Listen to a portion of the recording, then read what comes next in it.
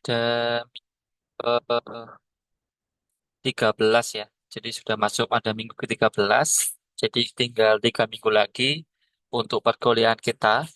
Sebelumnya mungkin saya reminder teman-teman, silakan mulai dari sekarang ya, dari masing-masing anggota tim ataupun perwakilan tim atau satu tim penuh ya, bisa membuat video eh, demo ya, demo aplikasi dari Sprint 2 yang telah dihasilkan, supaya kita bisa mengetahui atau kami bisa mengetahui untuk produk itu sudah sampai mana. Harapannya sudah selesai teman-teman ya, karena minggu depan itu adalah fasenya untuk apa namanya, user review sendiri seperti itu. Nah,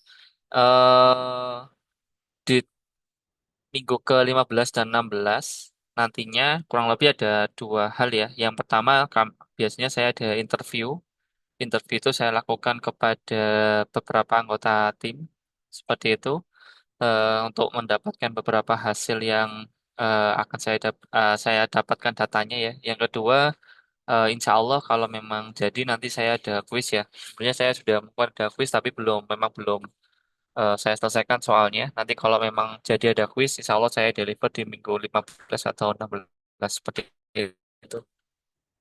Oke teman-teman, itu aja untuk yang development. Tolong dikejar ya. Kalau saya lihat sih, ada beberapa tim yang belum melakukan pengisian backlog ya, khususnya yang saya pantau. Ada kelompok 2 ya, kelompok 2 di Si Pedes gitu ya.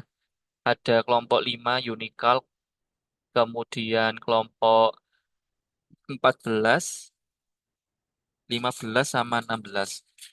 Itu teman-teman ya. Jadi ini, for the information, mungkin teman-teman supaya bisa saling open ya, dari saya juga open. Jadi nilai ini ya saya ambil dari hal-hal yang saya rekap di data Anda seperti itu.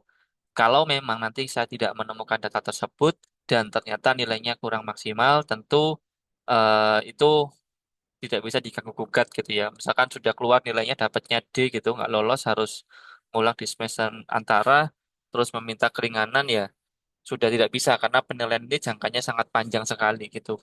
Kalau baru diprotes pada saat itu dengan alasan misalkan ya mohon maaf ada yang kerja gitu ya, ada yang sibuk dan lain sebagainya ya, menurut saya sudah tidak relevan seperti itu. Kenapa? Ya saya akan tanya kembali gitu. Kalau misalkan nanti teman-teman beralasan kerja lah dan lain sebagainya, apa tujuan Anda kuliah gitu? Kalau kuliah tujuannya hanya untuk mencari ijazah ya menurut saya tidak profesional ya dalam hal menentukan langkah masa depan gitu ya. Karena kan setiap mata kuliah ataupun setiap pilihan itu harus ada yang perlu dipertanggungjawabkan seperti itu. Jadi teman-teman ini, sekaligus saya sampaikan kenapa, karena ya supaya kita sama-sama tahu, kalau yang saya sampaikan sebelumnya memang beberapa tim ada yang berpotensi dapat nilai minim ya, kurang lebih seperti itu. Nah ini silahkan nanti bisa segera memperbaiki diri ya, supaya hasilnya bisa lebih maksimal juga. Karena kalau misalkan nanti nilainya kurang ya sudah gitu. Kita nggak bisa memperbaikinya di waktu yang lain. Seperti itu teman-teman. Kalaupun bisa ngulang ya di semester antara pun ya mungkin saya akan banyak minta untuk Anda mencoba membuat produk sendiri-sendiri secara individu gitu. Oke, itu aja teman-teman untuk prolog dari saya. Saya lanjutkan untuk materi ya, biar kita bisa mulai.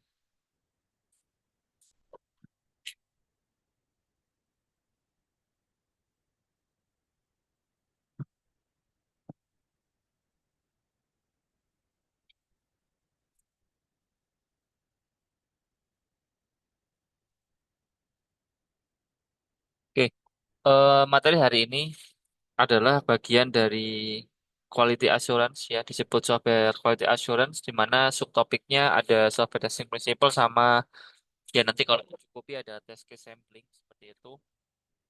Nah, yang perlu digarisbawahi adalah yang namanya testing itu muaranya adalah untuk menemukan defect gitu ya. Defect itu apa? Ya, segala bentuk kegagalan atau kekurangan yang tidak sesuai dengan keinginan dari user.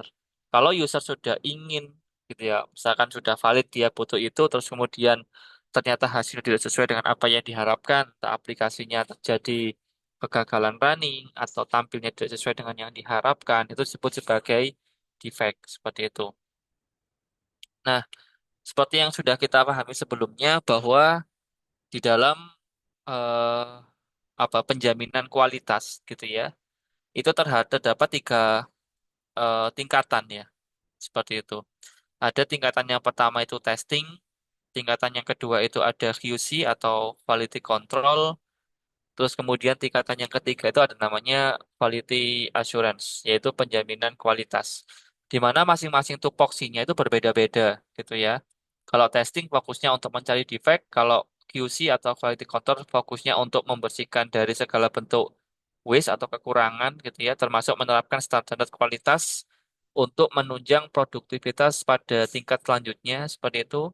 Yang ketiga adalah tingkat yang paling besar atau yang menaungi adalah menjamin bahwa user itu merasa puas terhadap produk yang digunain.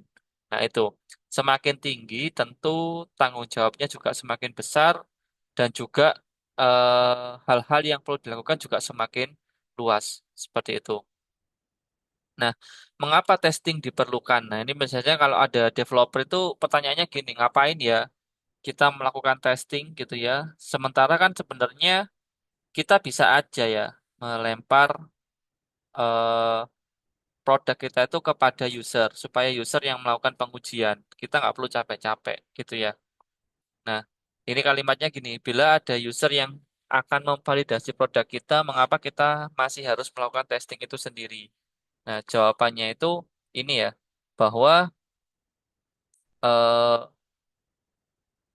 yang perlu diketahui 23% dari user itu hanya menggunakan aplikasi itu sekali. Dan itu nilai yang cukup besar gitu ya. Daripada distribusi yang lain ya. Ada yang 2 kali, 3 kali, 4 kali, sampai 11 kali. Seperti itu.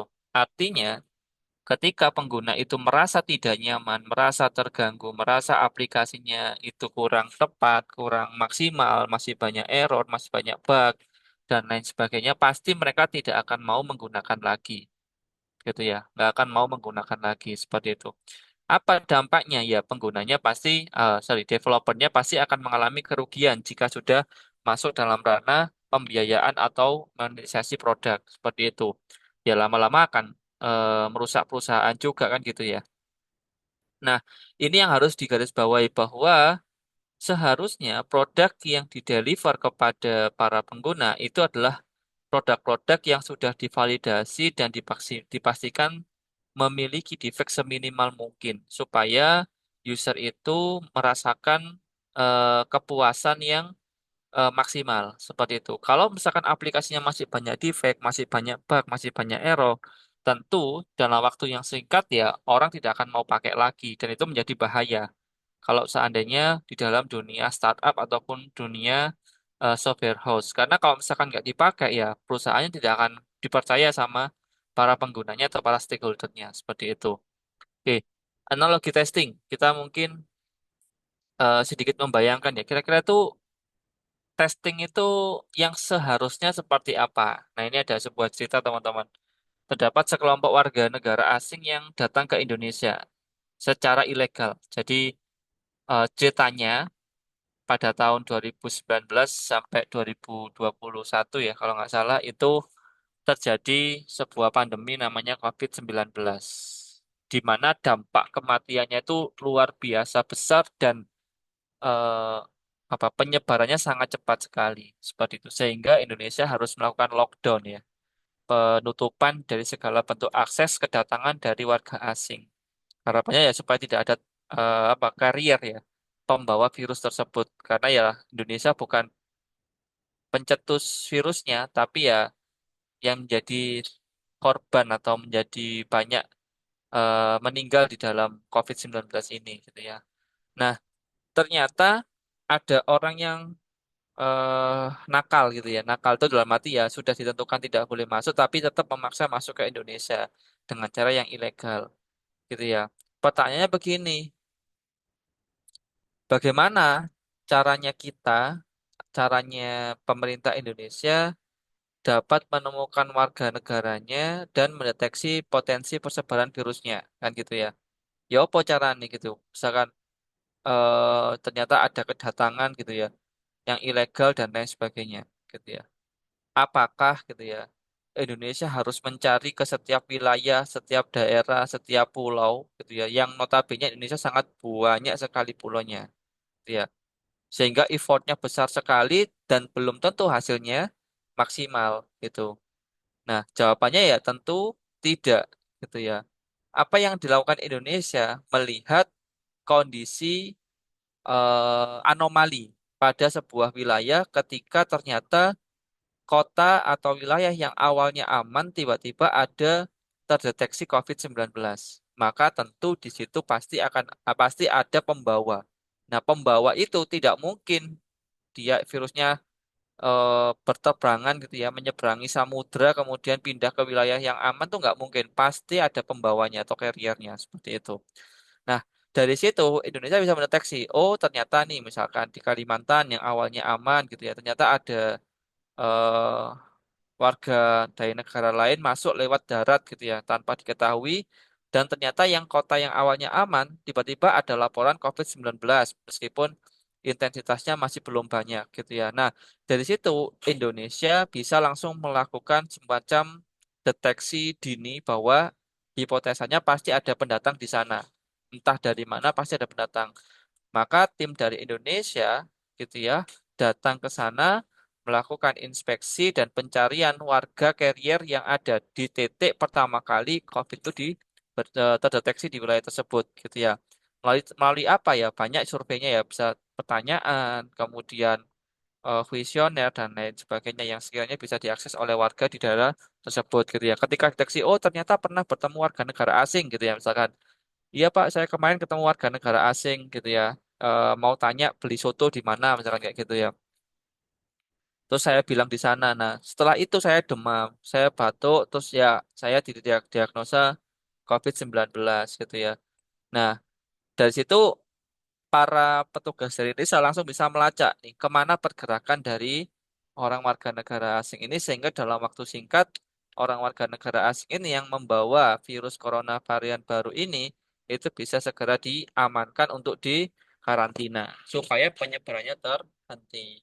Di sisi lain dengan adanya penemuan yang cepat itu gitu ya di Kalimantan bisa dilakukan pembatasan apa namanya pergerakan gitu ya dari wilayah yang sudah terjangkit itu dilarang berpindah dulu ke wilayah yang lain sampai wilayah tersebut dinyatakan aman untuk dimasukin atau keluar dari wilayah tersebut. Seperti itu analogi testing. Artinya, pengujian itu tidak mungkin dilakukan pada semua aspek fitur, tapi dilakukan pada fitur-fitur yang berpotensi memberikan atau timbulnya defek yang besar. Seperti itu.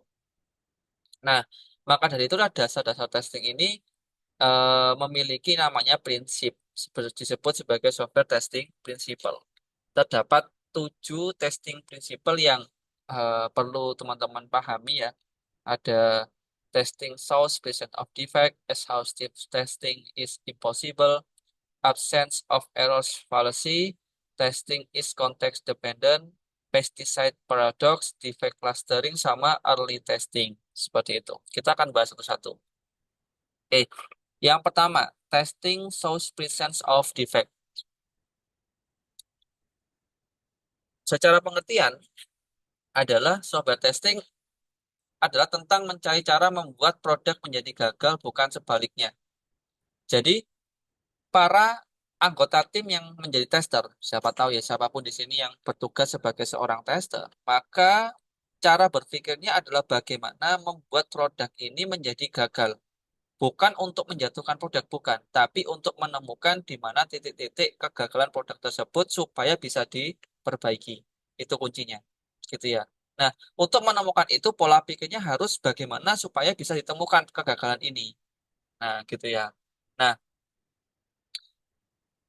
sebagai developer yang bertugas mengembangkan sebuah fitur, itu tidak boleh merasa terbebani atas laporan-laporan yang ditemukan oleh tester. Justru harus berpikir sebaliknya, begitu ya. Semakin banyak, semakin besar, semakin tinggi tingkat defect yang diperlukan, berarti tandanya semakin harus banyak belajar. Kayak gitu. Semakin tinggi defect yang ditemukan, berarti pengalamannya semakin perlu diasah. Gitu ya.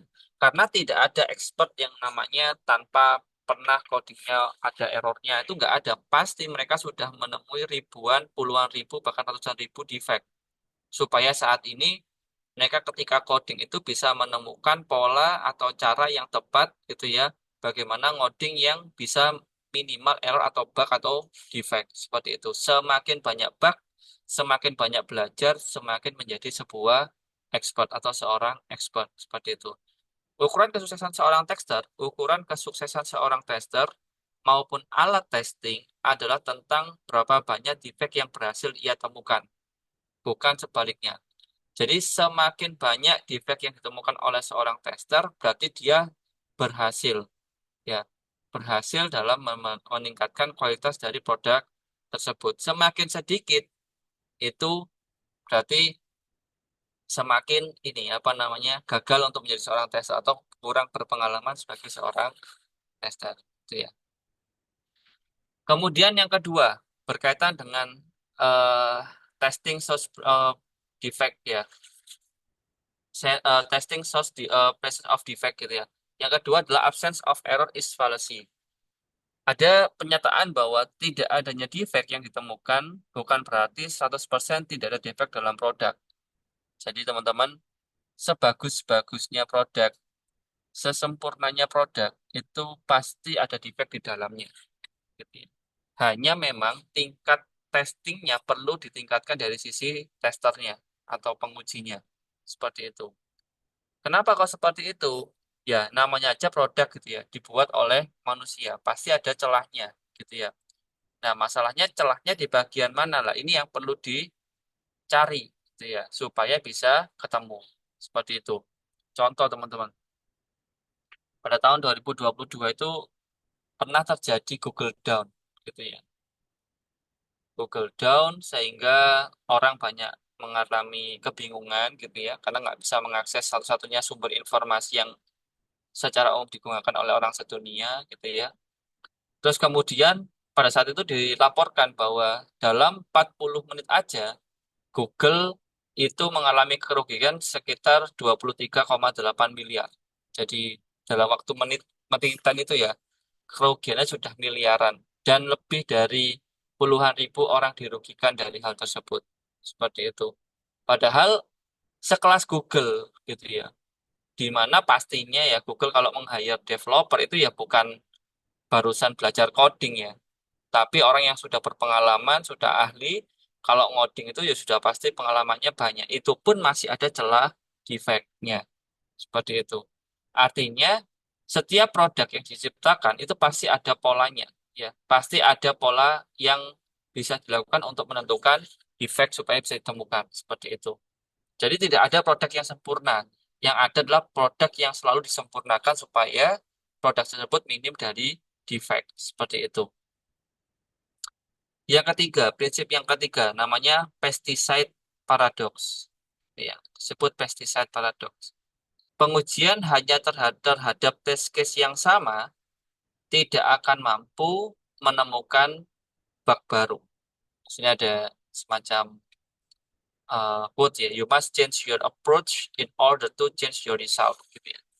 Jadi teman-teman, biasanya untuk orang-orang yang awam, termasuk kita ini gitu ya, ketika menguji sebuah produk itu mesti caranya itu monoton ya gitu-gitu aja caranya itu sama terus gitu ya ya login ya register diisinya sama dan lain sebagainya padahal gitu ya secara realita itu banyak sekali user-user kalian itu atau user-user dari kita produk-produk dari kita itu banyak yang melakukan kegiatan dalam aplikasi di luar normalnya gitu ya misalkan email diisi ada add dan dot gitu ya harusnya kan gitu ya validnya ya tapi diisi angka tok tanpa ada add dan dotnya seperti itu atau misalkan username harusnya ada add ataupun apa atau username tanpa spasi tanpa karakter spesial tapi diisi sama mereka tanpa diketahui gitu ya nah kita sebagai seorang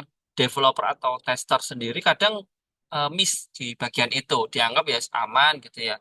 Ternyata berpotensi pada eh, performa sistem atau produk ke depannya gitu ya. Karena ya itu tadi defeknya nggak ditemukan karena memang usahanya selalu sama. Padahal harusnya POV seorang tester itu bagaimana ya melihat celah-celah yang mungkin terjadi dalam defek itu sendiri gitu ya. Mana sih kira-kira defek di sini? Mana sih kira-kira defek di sini? Di bagian mana sih kira-kira ada defek? Nah, itu harus dicari gitu ya. Semakin banyak hal yang dilakukan oleh seorang tester, maka semakin juga besar pengalaman yang dimiliki. Semakin besar pengalaman yang dimiliki, maka dia akan semakin mahir dan bisa menjadi seorang expert dalam tester. Dan jangan salah loh ya, tester itu ya gajinya besar gitu ya. Jangan dikira kok wah nguji tok paling kok gajinya cuma UMR ya enggak gitu ya. Ya mungkin ada yang UMR kalau masih pemula gitu ya. Tapi ada juga yang sampai 15 sampai 20 sampai ya pokoknya dua digit lah. Ya ada gitu ya. Ya tinggal pengalamannya aja diadu seberapa banyak dan seberapa mahir seperti itu. Prinsip yang nomor 4, exhaustive testing is impossible. Seperti yang saya sampaikan sebelumnya teman-teman, menguji pada setiap bentuk kemungkinan atau kombinasi kemungkinan test case itu hal yang tidak mungkin, hal yang mustahil gitu ya. Tidak mungkin orang itu akan ngecek secara rinci pada semua bagian di dalam aplikasinya gitu ya. Yang bisa dilakukan apa? Lakukan test case sampling gitu ya. Kira-kira kalau aplikasinya seperti ini untuk pengujian yang efisien uji di bagian mana ya atau seperti apa ya. Nah, itu caranya seperti itu gitu ya.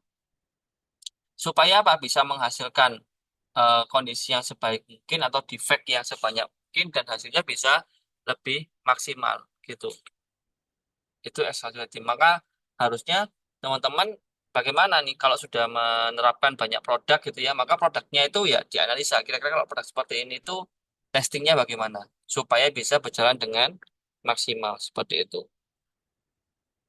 Yang nomor 5, testing is context dependent. Gitu ya. Untuk memperkecil skop test case, fokuskan testing sesuai konteks apa yang perlu diuji, baik dari sisi metode, test case sampling, maupun jenis testing yang diambil. Gitu ya. Fokuskan testing sesuai tingkat evolusi level produk. Hindari spekulatif generality dan analisis paralisis. Nah, ini hubungannya begini teman-teman, bahwa setiap produk itu punya evolusinya sendiri-sendiri. Kalau kita kan menggunakan pendekatan MVP ya. Kalau MVP itu maksimal itu pada mekol ketiga, yaitu di mekol usability atau kemudahan dalam penggunaan. Nah, di dalam fase ini, fase korek satu, korek apa, fase level satu sampai level 3 ini fokus kita adalah bagaimana supaya produk itu tidak ada error, produk tidak ada bug, dan produk tidak ada kecacatan dalam bentuk kemudahan atau kesulitan dalam menggunakan produk. Gitu ya. Kalau orang sudah merasa sulit, berarti itu ada defect di sana. Apakah UI UX-nya kurang atau masih membingungkan dan lain sebagainya. Gitu ya.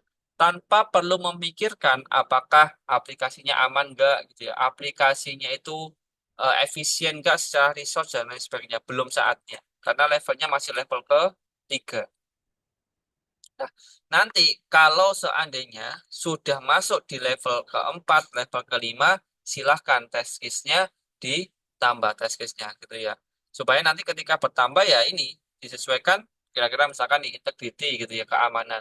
Kira-kira apa nih tes yang bisa dilakukan supaya bisa menghasilkan hasil yang maksimal gitu ya. Pengujian apa yang bisa dilakukan supaya maksimal disesuaikan dengan kebutuhan dan level yang ada seperti itu. Yang nomor 6, early testing is preferred gitu ya. Melakukan pengujian sedini mungkin untuk menghindari persebaran defek yang semakin tidak jelas saat scope testing sudah sangat besar. Jadi jangan menunda yang namanya pengujian. Kalau bisa sekarang kenapa nanti gitu. Lakukan secara segera gitu ya. Kenapa kok seperti itu Pak? Kenapa kok nggak nanti aja sekarang diposisikan developer kemudian terakhir-terakhir baru pengujian? kemudian gitu ya. Jawabannya adalah gini. Semakin besar modul yang diciptakan, semakin besar produk yang diciptakan, maka codingnya akan semakin rumit untuk dibaca dan semakin berpotensi memiliki banyak defect. Seperti itu. Kalau satu coding atau satu modul diperbaiki, berpotensi akan mengakibatkan modul lain menjadi bermasalah. Nah, ini harapannya supaya tidak terjadi seperti itu, satu dibenerin, satunya error, satu dibenerin, satunya error, maka dari awal itu sudah dilakukan testing atau pengujian. Supaya ketika nanti di masa kesekian iterasi itu, aplikasi itu sudah sangat minim error, bug, atau defect. Karena dari awal sudah dilakukan pengujian. Kayak gitu. Nah, ini namanya early testing is preferred. Jangan sampai ditunda-tunda, karena kalau ditunda itu bisa berakibat fatal gitu ya. Catatan, bug dalam produk persis dengan serangga di dalam dunia, dapat berpindah-pindah walau sudah diusir gitu ya. Semakin kita menunda early testing dan scope produk semakin besar, persebaran bug juga semakin sulit diprediksi. Jadi semakin besar codingnya, semakin banyak code-nya, semakin banyak fiturnya, maka pengujian itu akan semakin sulit gitu ya, semakin sulit dilakukan. Kenapa ya? Karena memang kebanyakan orang ya akhirnya bingung gitu memetakannya sejauh apa. Karena kan kalau misalkan terlalu banyak kan yo ya bisa dibayangin gitu ya, bingungnya gimana gitu mengambil arah dan tujuan testingnya. Kadang testing ini dilakukan gitu, oh ini ada error nih, diperbaiki, errornya pindah nih ke modul sebelah. Padahal harusnya nggak gitu kan gitu ya. Tapi karena codingnya sudah sangat rumit gitu ya, jadi modul A itu terhubung dengan modul B. Sehingga ketika ada perubahan di modul A akan berimpact pada modul B. Modul B dirubah berimpact pada modul C. Wah luar biasa, di mana-mana berimpact. Itu namanya shortcut surgery. Satu diperbaiki, yang lain terdapat kesalahan juga seperti itu.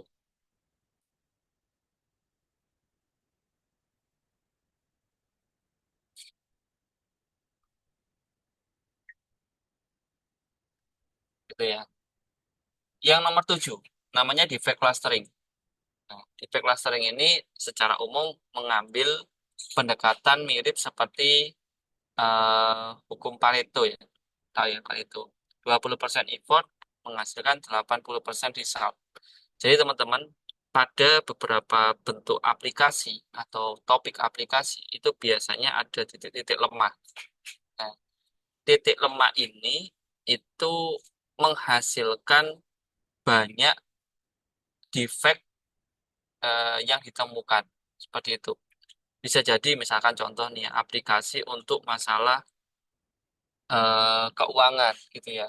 Masalah entah e-wallet atau apa. Itu yang paling krusial itu biasanya adalah transfer gitu ya. Contoh kayak Flip gitu ya. Apa yang paling krusial ya? Transfernya berhasil apa enggak gitu ya. Kalau transfernya berhasil, maka semua fiturnya harusnya aman, gitu ya. Tapi kalau satu itu aja berhasil, ya sudah.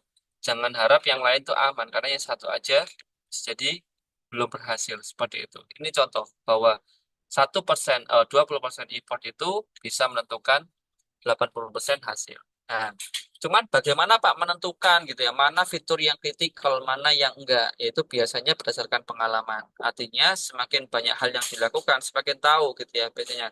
Contoh, awalnya melakukan pengujian dengan cara melakukan hal yang umum gitu ya, coba-coba. Ternyata baru sadar ada fitur yang urgent tapi deteksinya cuma masih simple-simple aja.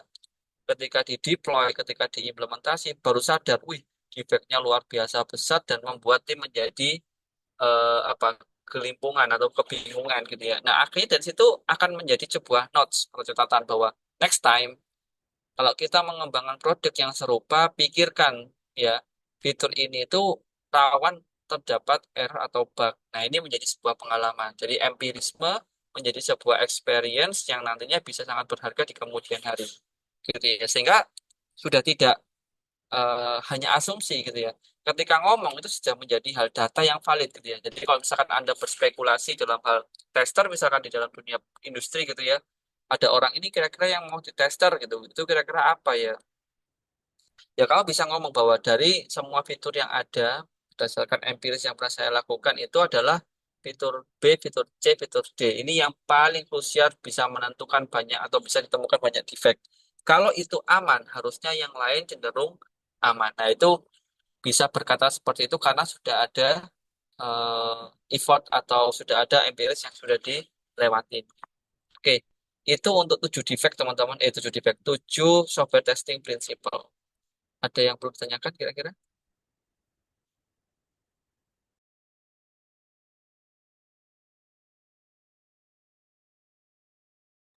Kan barangkali ada yang mau tanya.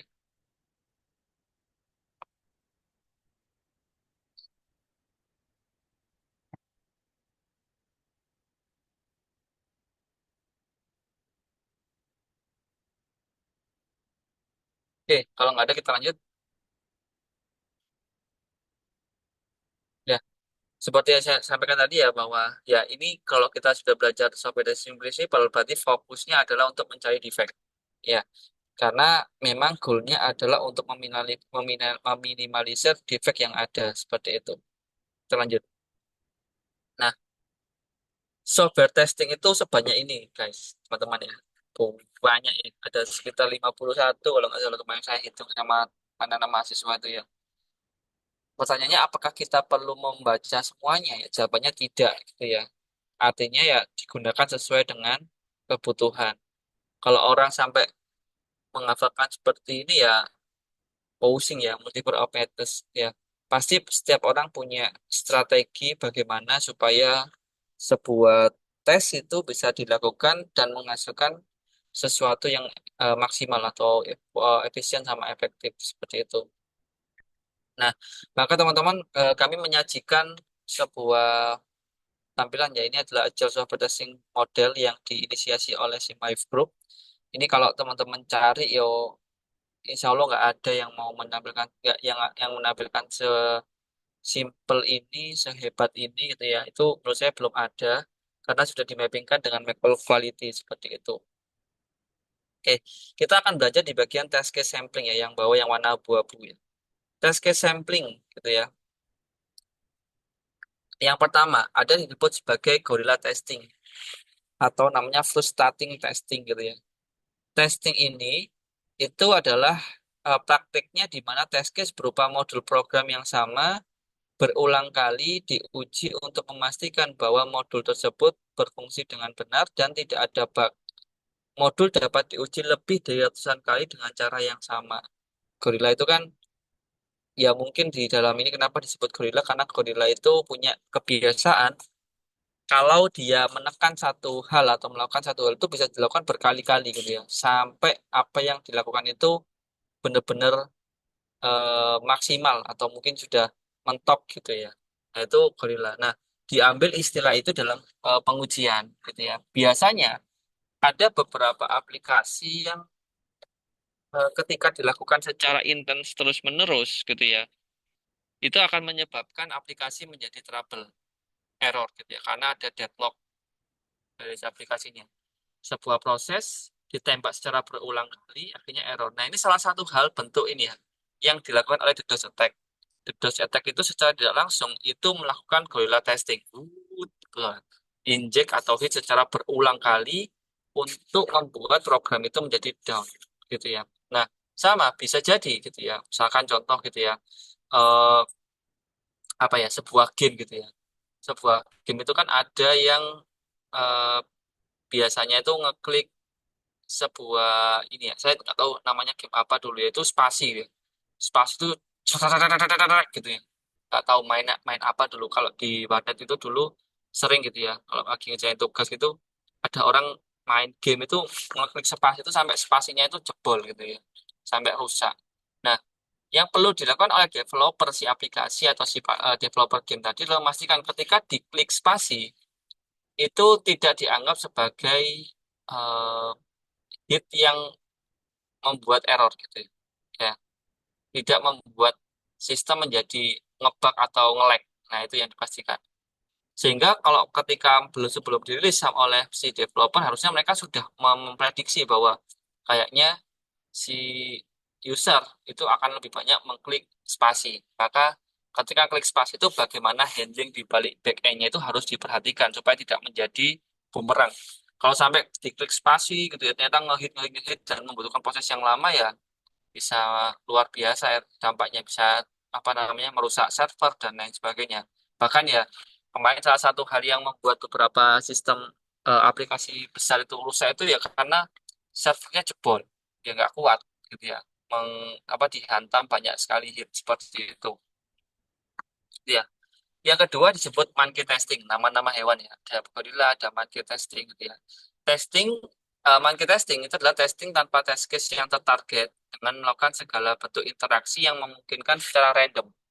Jadi interaksi itu ya banyak ya kalau dalam HP ya berarti ada touch, typing gitu ya, dan lain sebagainya gitu ya. Terus kemudian stealing itu ya dan lain sebagainya. Itu apa dampaknya? Seperti itu. Kalau dampaknya itu negatif, maka harus di-handling seperti itu. Karena memang ada beberapa hal yang harus diperhatikan seperti itu. Contohnya ya, aplikasi pendaftaran gitu, pendaftaran kerja gitu ya. Bagaimana seandainya gitu ya, tanpa disadari ada orang yang mau ngisi itu bingung gitu ya, mau ngisi apa isiannya misalkan ya, deskripsikan dirimu gitu ya. Terus dia bingung tuh ngisinya apa ya, sama dia itu keyboardnya diklik-klik gitu ya. Tiba-tiba nggak sengaja gimana caranya gitu ngeklik enter gitu ya. Nah, ngeklik enter sama sistem dianggap submit. Nah, jeleknya programnya nggak ada verifikasi atau nggak ada konfirmasi gitu ya. Apakah Anda yakin Anda akan mensubmit data berikut gitu ya. Kalau misalkan dia nggak mengiyakan ya kembali lagi, kalau mengiyakan disimpan. Nah, kalau misalkan ternyata sistemnya lagi nggak disiapkan seperti itu atau belum siap tiba-tiba kalian ngeklik enter gitu ya, terus langsung disubmit padahal deskripsi diri belum diisi, ya apes gitu ya. Akhirnya ya reviewernya menjadi tidak mendapatkan dana signifikan, akhirnya ya kemungkinan diterimanya akan kecil. Seperti itu. Ini contoh bahwa memastikan setiap hal interaksi yang ada di sistem itu berjalan dengan lancar itu menjadi hal yang umum dilakukan supaya ya nggak sampai ada error atau bug yang tidak diinginkan. Ya, kadang kan ya nggak memikirkan ya kadang ngapain orang gitu ya. Pernah kejadian teman-teman ada sebuah aplikasi juga simulasi kegiatan online gitu. Ya, ini sangat di luar prediksi gitu ya. Dimana harusnya kalau dalam game, contohnya ya kalau yang saya tahu mungkin Counter Strike gitu ya. eh, Kalau jalan ya pakai WSAD gitu ya. Kalau lari pakai shift gitu ya. Kemudian kalau lompat ya pakai spasi gitu ya. Nah, kalau ngarahin kamera pakai mouse gitu ya. Nah, ada anak-anak iseng gitu ya. Di dalam simulator acara ini, dia nyoba ngeklik, caranya adalah spasi plus klik kiri gitu ya. Spasi plus klik kiri. Apa yang terjadi? Apa namanya? Pemainnya itu, maksudnya eh, aktor yang ada di dalam siapa simulasinya itu melayang ya terbang tiba-tiba terbang ke atas akhirnya bingung si pemainnya loh kok saya terbang ke atas bahkan ada yang coba-coba bisa masuk ke tanah gitu ya jadi masuk ke undergroundnya hall itu nah itu luar biasa gitu ya akhirnya ya tahu bahwa oh ternyata spasi plus klik itu bisa berdampak sebesar ini ya ya namanya anak-anak ya bisa kita memarahi gitu ngapain kamu nyoba-nyoba ya manusiawi kan pengen pengalaman atau mungkin nggak sengaja dan lain sebagainya sebetulnya hal yang dilakukan adalah ya memperbaiki dan menyempurnakan. Nah ini ya coba nanti kalau kalian ada produk yang mobile atau ada web, coba aja kira-kira kalau ngeklik enter, ngeklik escape gitu ya, itu ada efek apa enggak? Kalau ada efek, ya maka harusnya bagaimana? Kalau tidak sesuai prosedur diperbaiki, kalau sesuai prosedur ya dibiarkan seperti itu. Kemudian yang selanjutnya adalah ad hoc testing atau exploratory testing. Definisinya adalah melakukan pengujian dengan pemilihan test case berbasis error gazing dan pengalaman tester selama menggunakan sistem-sistem atau produk-produk serupa. Jadi exhaustive testing itu adalah minimalis dari exhaustive. Ya, exploratory ini adalah lebih praktek yang jauh lebih sederhana daripada exhaustive, di mana mereka tetap melakukan pengujian ya pada sebagian besar fitur yang ada, tapi tidak semuanya. Sebagian besar berarti tidak semuanya, gitu ya. Dan dilakukan secara berurut berdasarkan pengalaman dari tester itu sendiri. Misalkan tadi ya, contohnya yang kita gunakan pada penyebaran COVID gitu ya. karena mungkin sudah ada tanda masuk tapi belum ada kondisi yang terjadi gitu ya. Maka kita lihat nih dari Papua pindah ke Maluku dan dari Maluku pindah ke mana yang mungkin di jeda satu wilayah dari Papua kemana di skip gitu ya. Satu kota sebelahnya di skip lanjut ke kota yang setelahnya lagi gitu ya, di skip lagi lanjut lagi ke sebelahnya gitu ya, supaya mendapatkan hasil yang menyeluruh tapi tidak mengeluarkan effort yang sangat besar seperti itu, tetap bisa menjangkau pada titik-titik yang mungkin dirasa kurang maksimal gitu ya.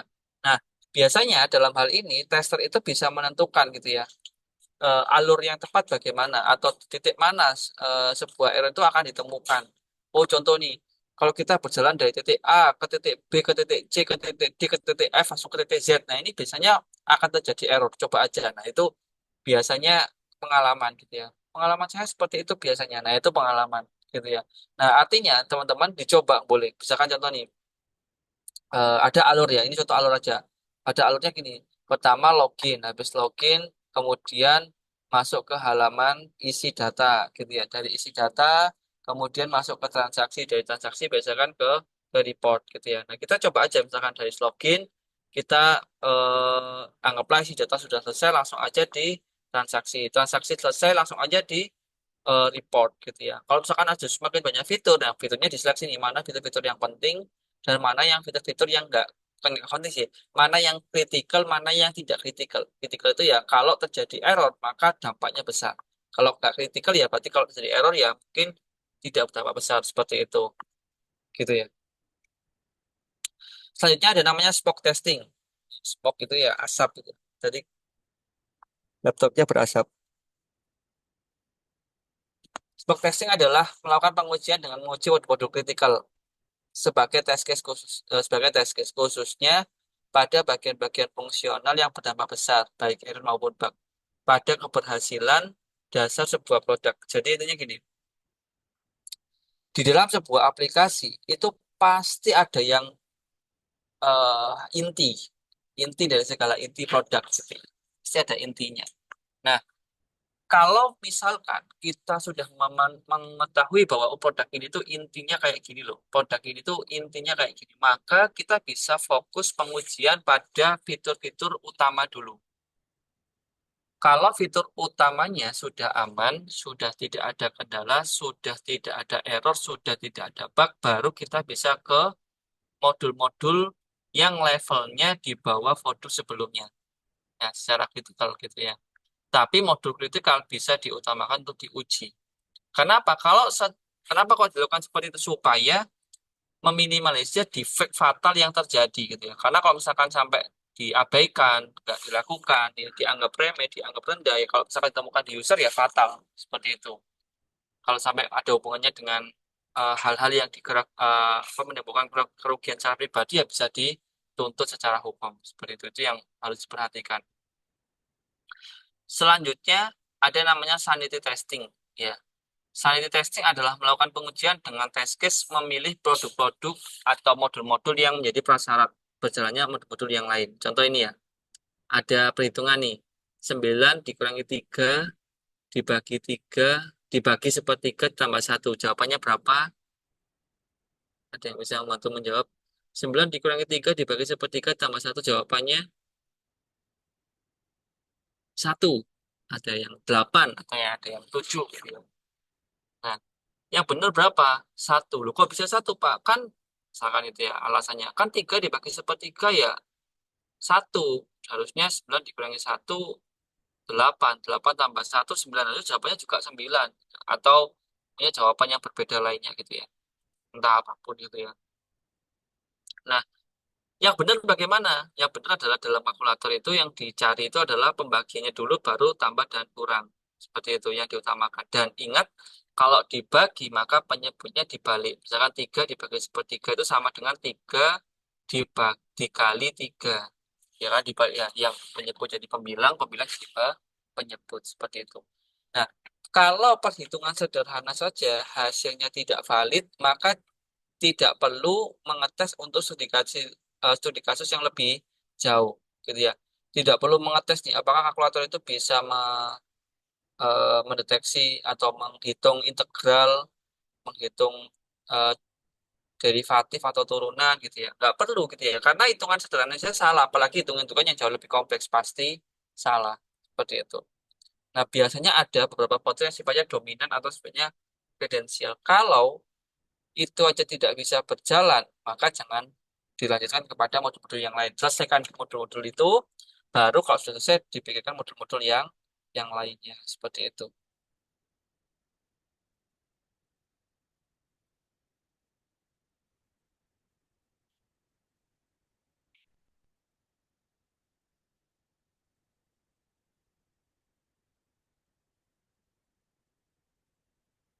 Kita break dulu ya. Ada.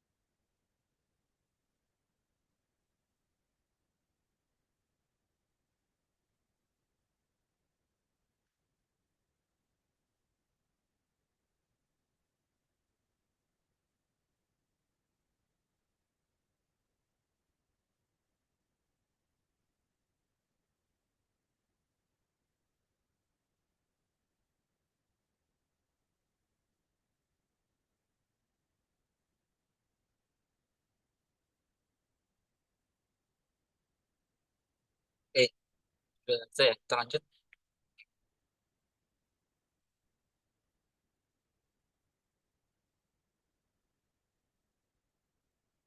Oke, kita lanjut. Yang selanjutnya adalah equivalence partitioning namanya ya. Yaitu melakukan pengujian dengan melakukan partisi atau membuat cluster domain dan memilih satu case dari setiap partisi tersebut untuk menjadi test case. Jadi, teman-teman, pada beberapa aspek gitu ya, kita bisa melakukan tes sebuah fitur itu cukup memberikan satu sampel aja. Contoh gini, ini contohnya begini teman-teman. Contoh gitu ya, ada semacam form di mana di dalam form itu user atau pengguna diminta untuk mengisi atau memasukkan data berupa file. Nah, file yang diizinkan adalah file gambar gitu ya, file dokumen sama misalkan file dokumen sama file gambar seperti itu. Nah, pastinya kalau dalam algoritmanya selain gambar sama dokumen harusnya ditolak kan gitu ya. Harusnya ditolak. Sedangkan yang dimasukkan dokumen dan gambar itu diterima. Pertanyaannya adalah apakah kita perlu menguji pada semua bentuk data gambar ataukah cukup diwakilkan satu-satu saja? Gitu ya.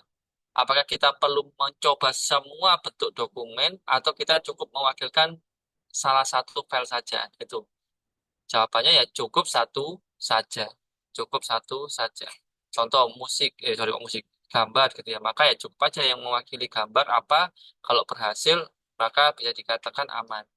Termasuk dokumen.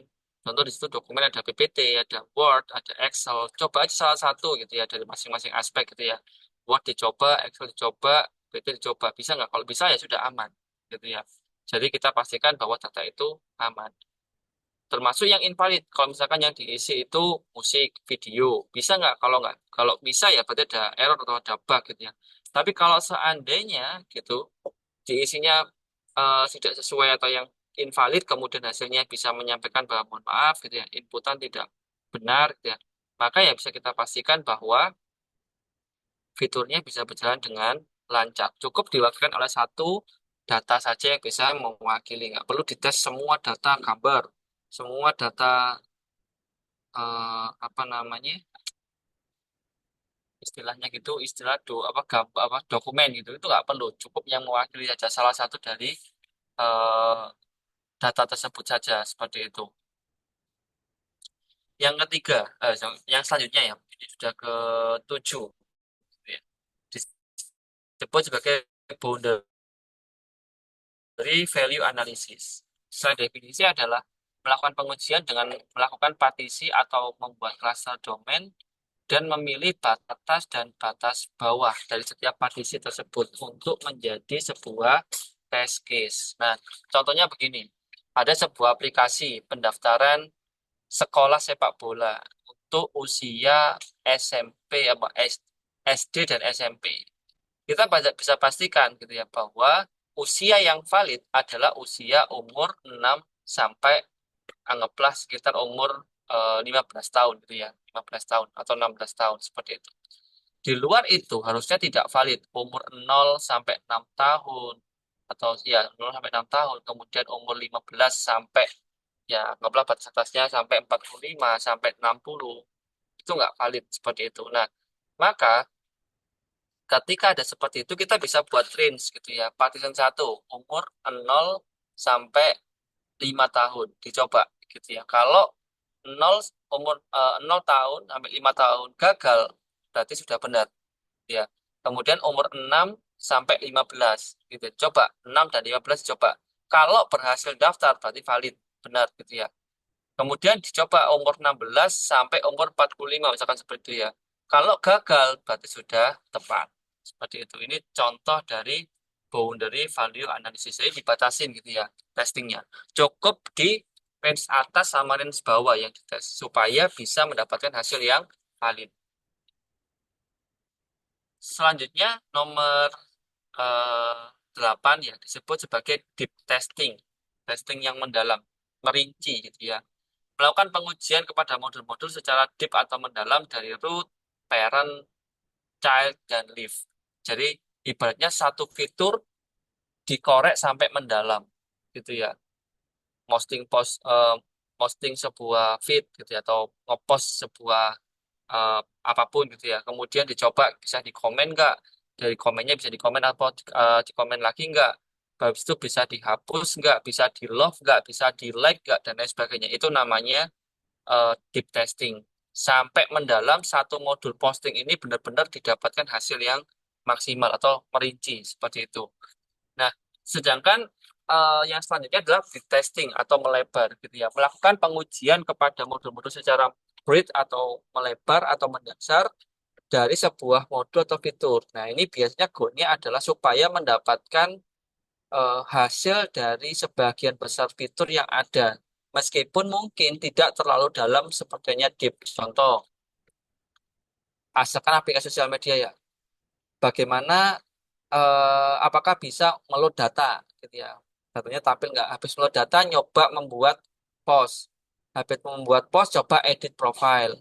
Coba ini, dan lain sebagainya. Pokoknya fitur-fitur itu dicoba secara kulit kulit dulu ya. Dari kulit terluar, masuk kulit ke dalam, dari masing-masing fitur, lebih dalam lagi. Tapi sifatnya itu menyamping gitu ya. Misalkan level satunya ngeload data, kemudian ngepost, dari ngepost, kemudian edit profil atau nambahkan status gitu ya. Kemudian habis nambah status gitu ya, kembali ke posting. Dari posting itu kira-kira bisa ngapain? Bisa ngeload data dan lain sebagainya apa enggak. Nah, itu fokusnya di situ dulu. Semakin lama semakin dalam. Nah, tapi kurangnya dari bread ini biasanya tidak terlalu dalam karena sifatnya berpindah ke secara apa? Horizontal seperti itu ya. Yang terakhir teman-teman untuk test case sampling itu namanya adalah all pairs testing. Jadi eh, analoginya biasanya adalah digunakan untuk pengujian parameter sebuah fungsi seperti itu. Nah, parameter sebuah fungsi itu tidak mungkin dites dalam bentuk diisikan dengan kombinasi yang sangat rigid. Ya, contoh nih ada tiga parameter gitu ya. Kita tidak bisa hanya menguji dikosongi semua atau diisi semua. Nah, ini nggak efektif. Kenapa? Karena ya jadi ada pola misalkan satunya nggak diisi, satunya nggak diisi, satunya diisi gitu ya. Itu kira-kira seperti apa gitu ya. Itu kan nggak terdeteksi gitu ya.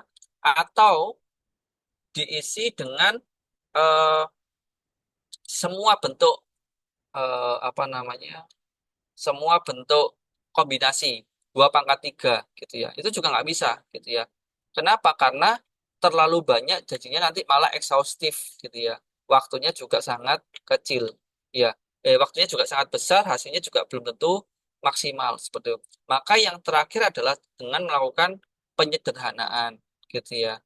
Biasanya dilakukan semacam eh, sampling dari beberapa bentuk kombinasi. Nah, ini biasanya samplingnya sendiri ini tidak ada panduan khusus teman-teman ya, tapi lebih tepatnya biasanya menggunakan pendekatan diskrit seperti itu. Contohnya kalau ini ada 000, 11, maka kombinasi yang efektif adalah 000 gitu ya, 011, 101, 110. Kalau kita lihat polanya adalah untuk parameter pertama adalah 00, 11, 01, 01, 0, 110. Maka jadi kombinasi yang menyeluruh. Itu teman-teman. Nah, itu untuk test case sampling. Silakan nanti bisa dicoba ya. Masih ada waktu kira-kira kurang lebih ya 1 sampai 2 minggu ke depan pengujian aplikasinya dilakukan teman-teman supaya bisa menghasilkan produk yang eh, rawan atau tidak ada defect ya seperti itu. Oke, ada yang mau tanyakan dari sini? Izin bertanya, Pak. Silakan. Baik, Pak. Saya Muhammad Tara dengan RP 639. Semisal di dalam waktu 2 minggu tersebut, masa testing kita mendapatkan defect, apakah masih boleh melakukan perbaikan terhadap aplikasi, Bapak? Jangka waktunya kurang lebih ya. Kalau untuk review ya silakan dilakukan perbaikan ya. Jadi gini, kalau berdasarkan teori atau berdasarkan praktiknya, bukan teori ya, praktiknya adalah harusnya tidak boleh. Kenapa? Kalau sudah dilakukan testing, maksudnya dilakukan user review nantinya di minggu selanjutnya ya, Pak ya, itu artinya produk final. Tapi ya silakan diperbaiki kalau memang ada perbaikan. Harusnya kalaupun masa perbaikan itu masih bisa di minggu ini, Mas Tara. Minggu ini ya, mulai hari ini sampai minggu depan. Senin ini sampai Senin depan. Silakan dilakukan pengujian dan kalaupun ada defect segera diperbaiki. Supaya Senin depan, kalau Senin depan itu kan user review ya. Kalau sudah masuk user review, artinya sudah tidak boleh ada yang namanya perbaikan lagi karena sudah dirilis ke user. Seperti itu, Mas Tara. Baik, Bapak. Terima kasih banyak. Oke, ada lagi pertanyaan teman-teman? Oke, waktu kita tinggal 3 minggu ya. Jadi eh, tolong kerjasamanya dari masing-masing PO juga. Dan ya ini tentu eh, semoga nanti hasilnya bisa maksimal. Dan juga jangan lupa kemarin atau barusan ya saya lihat tugasnya masih banyak yang belum mengumpulkan ya. Dari 112 masih ngumpul 47. Ini kurang 50%-nya aja nggak ada. Akan dikumpulkan bagi yang belum ya, supaya nanti ya bisa mendapatkan nilai. Kalau nggak ada ya nilainya minim, minim, minim seperti itu. Oke, teman-teman saya rasa itu aja. Jangan lupa absen. Jangan lupa juga pembuatan videonya supaya bisa di nanti saya buatkan pengumuman ya supaya bisa dikirimkan seperti itu. Kira-kira gitu aja teman-teman untuk hari ini. Silakan jelaskan di development supaya nanti bisa cepat selesai. Ya, semoga nanti harapan saya tidak ada yang mengulang ya. Kalau kalau mengulang itu cukup menguras energi juga seperti itu karena memang eh, dan belum tentu hasilnya juga maksimal karena teman-teman juga bekerja seperti itu. Kira-kira itu aja teman-teman. Kurang lebihnya saya mohon maaf. Terima kasih untuk hari ini. Saya akhiri. Assalamualaikum warahmatullahi wabarakatuh. Waalaikumsalam. Waalaikumsalam warahmatullahi wabarakatuh. Makasih, Pak. Waalaikumsalam.